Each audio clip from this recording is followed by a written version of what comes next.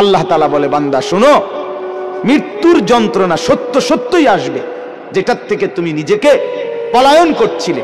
মরতে তুমি কখনোই চাচ্ছিলে না, কিন্তু এটা শুনে নাও, যে মৃত্যু তুমি কখনোই চাও না, সেই মৃত্যুর যন্ত্রণা তোমার আসবেই আসবে।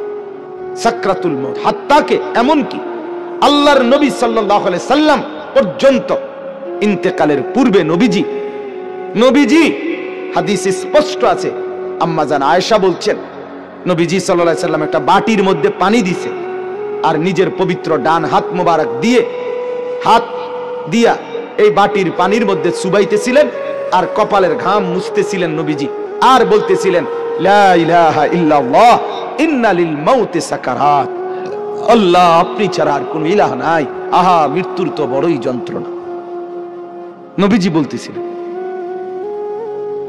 খুদ রাসূল বলতেছে, যার কষ্ট হওয়ার কোনো কারণ নাই। শুধু আল্লাহ তাআলা দেখাচ্ছিলেন, বন্ধু আপনার উম্মতের হালাত কেমন হয়। নবীজি বলতেছিলেন, হায় মৃত্যুর তো বড় যন্ত্রণা। হযরত ফাতেমা রাদিয়াল্লাহু তাআলা আনহা, ওই হাদিসে আছে, ফাতেমা রাদিয়াল্লাহু তাআলা আনহা তখন কাঁদতেছিলেন, নবীজির মেয়ে, আর কাঁদতে কাঁদতে বলতেছিলেন, ওয়া কারাবাহ ইয়া আবাতা, আরবীয় আফসোসের বাক্য, হায় আমার আব্বা, না জানি আপনার কি কষ্ট হচ্ছে। আল্লাহর নবী সাথে সাথে বলছে, লা ইয়া ফাতেমা, না না ফাতেমা, কষ্ট হচ্ছে না। লাইসা আলা আবিকাল কারব বাদা হাদাল ইয়াউমি আবাদা। সুবহানাল্লাহ। বললেন নবী, ফাতেমা শোনো, আজকে তোমার বাবার জিন্দেগীর কষ্ট সমাপ্ত হচ্ছে, আজকের পরে আর তোমার বাবার কোনো কষ্ট থাকবে না। 23 বছর আমি দিবা নিশি মেহনত করছি, কষ্ট করছি, কাঁদছি, চোখের পানি ফেলছি, পাথরের আঘাত সয়েছি, পেটে পাথর বেঁধেছি ক্ষুধার কষ্টে, দান দান শহীদ করেছি, সারা দেহ রক্তাক্ত হয়েছে, আমার অনেক কষ্ট হয়েছে, ঠিক মতো ঘুমাই নাই, ঠিক মতো খানা খাই নাই, ঠিক মতো রাত্রিতে বিশ্রাম করি নাই, বিবিরে সময় দেই নাই, পরিবারকে সময় দেই নাই।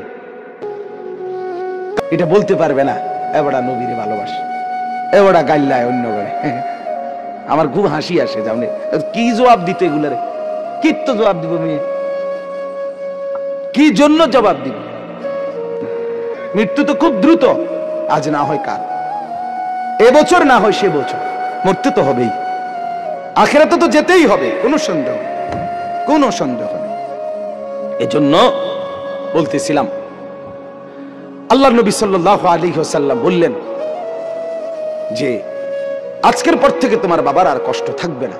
আমার বলার উদ্দেশ্য হলো সাকরাতুল মউত, মৃত্যুর যন্ত্রণা। প্রত্যেককে মৃত্যুর পূর্ব মুহূর্তে মৃত্যুর যন্ত্রণা সইতে হয়, ভীষণ যন্ত্রণা, ভীষণ ভীষণ।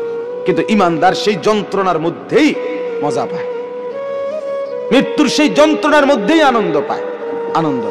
ঝাল তো খুব হয়েছে, কিন্তু স্বাদও তো লাগতেছে, ঠিকই না বলেন?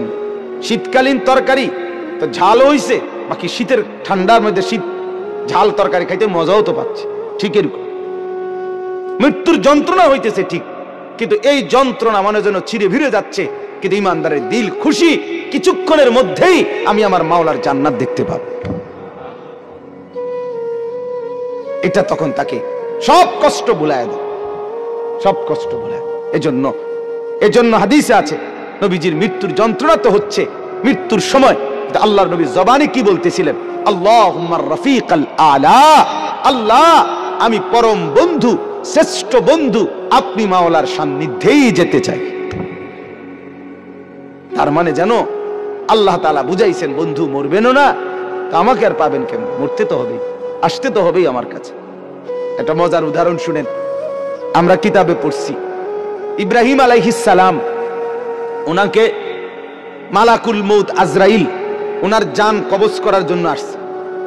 তা আসার পরে আজরাইল বলছে, হে আল্লাহর নবী ইব্রাহিম, আমি আসছি আপনার জান কবজ করতে, আপনি যাবেন?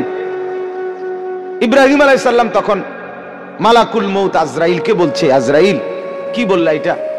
আচ্ছা তুমি আল্লাহকে একটা কথা জিজ্ঞেস করো, গিয়া যাও, একটা প্রশ্ন আমার। বলছে কি বলেন? তখন ইব্রাহিম আলাইহিস সালাম বলছে, আল্লাহকে তুমি গিয়া বলো, আয়াকবিজুল খলিলু রূহা খলিলিহি, বন্ধু আরেক বন্ধুর কি জান কবজ করে? বন্ধু কি বন্ধুরে মাইরা ফেলে?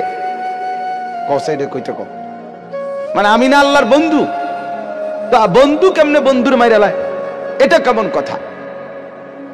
আজরাইল গেছেন, আল্লাহ তাআলাকে শুনাইছেন, আল্লাহ তো শুনছেই, তো আল্লাহকে বলছে রব্বুল আলামিন, ইব্রাহিম তো এটা বলছে, কি বলতাম, তো আল্লাহ তাআলা ফেরত আরেকটা কথা বলছে যে আজরাইল তুমি গিয়ে এটা বলো ইব্রাহিমকে।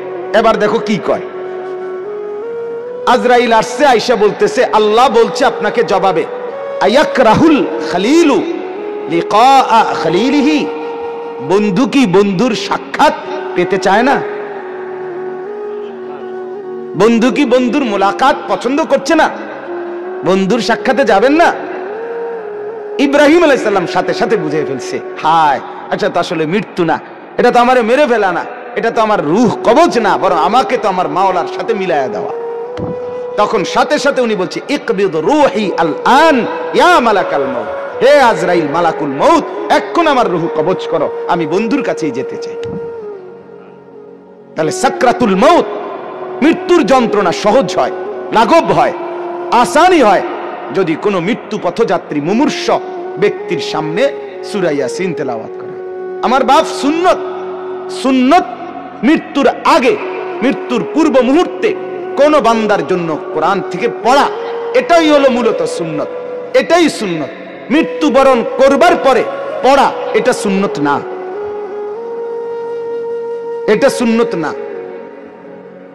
মৃত্যুবরণ করার আগে পড়া সুন্নত, এরপরে বলে তো কখনোই পড়ানো না, সেটা হলো স্বাভাবিকভাবে আমার আব্বার জন্য আমি দোয়া করব, তার জন্য কোরআনুল কারীম পড়ে পড়ে দোয়া করা, সেটা তো হলো সব সময়ের আমল আমার। কিন্তু এটাকে একটা রসম বানায় নেওয়া, নির্দিষ্ট নিয়ম বানায় নেওয়া, মরছেন তো এইবার 10 জন দিয়ে এবার নির্ধারিত পদ্ধতিতে নির্দিষ্ট এই সময়ের ভিতরেই পড়াইতেই হবে, দোয়া পড়াইতেই হবে, খতম পড়াইতেই হবে, এর মাধ্যমে তাকে কবরবাসীর বা মৃত ব্যক্তিটার উপকার পৌঁছাইতেই হবে। এখন এভাবেই, এটাই নিয়ম, এটাই সিস্টেম, এটা সুন্নত না। এটা কি না বলেন না? সুন্নত না, সুন্নত নয়। আপনি বলবেন, আপনারা বলবেন এই জন্য এগারো ওয়াহাবি কয়, শেষ পর্যন্ত কথা শুনবেন, এটা কয় দেখবা যেই কোনো কিছুতে এরা উল্টাটা কয়। আসলে উল্টাটা চলতে চলতে এখন বারোটা উল্টা হয়ে গেছে, ভাওটা হয়ে গেছে উল্টা, সুন্নতটা হয়ে গেছে অপরিচিত, বেদাতটা হয়ে গেছে পরিচিত, পরিচিত। এখন মুসলমানের ঘরে একটা দস্তরখানের কথা জিজ্ঞেস করিলে এবার লুঙ্গি আনে, কি লুঙ্গি একটা আইনা বিছায় দেয়, গামছা বিছায় দেয়, অথবা সাদ্দুর কয় হুজুর এটাই সারবো, সারবলে এত কথা না, তুমি যে জানো না বেটা মুসলমান, এটা না বড় কথা, দুঃখের কথা। তুমি তোমার রসুলের এতটুকু পরিচয় তোমার মধ্যে নাই। আল্লাহ তাআলা আমাদেরকে সুন্নতের মহব্বত করার তৌফিক দান করেন। তাইলে আমি দুইটা ফজিলত বললাম, এবার আরেকটা ফজিলত। রাসূলুল্লাহ সাল্লাল্লাহু আলাইহি সাল্লাম বলেন, যে ব্যক্তি সকালবেলা সূরা ইয়াসিন তেলাওয়াত করবে সন্ধ্যা পর্যন্ত সে বিপদ আপদ থেকে নিরাপদ থাকবে। সন্ধ্যায় পড়বে, সকাল পর্যন্ত বিপদ আপদ থেকে নিরাপদ থাকবে। তাইলে সূরা ইয়াসিন অনেক ফজিলত, মৃত্যু পথযাত্রীর মৃত্যু যন্ত্রণা সহজ হয়। এরপরে সকাল সন্ধ্যায় পড়লে তার আপনার বিপদ আপদ পরেশানি মুসিবত থেকে দূর হয়। সর্বোপরি সূরা ইয়াসিন, এটার দ্বারা অনেক বেশি ফজিলত অর্জিত হয়। একজন ইমানদারের উচিত সূরা ইয়াসিনকে নিয়মিত তেলাওয়াতের অংশ হিসাবে গ্রহণ করা। আল্লাহ তাআলা আমাদেরকে তৌফিক দান করেন।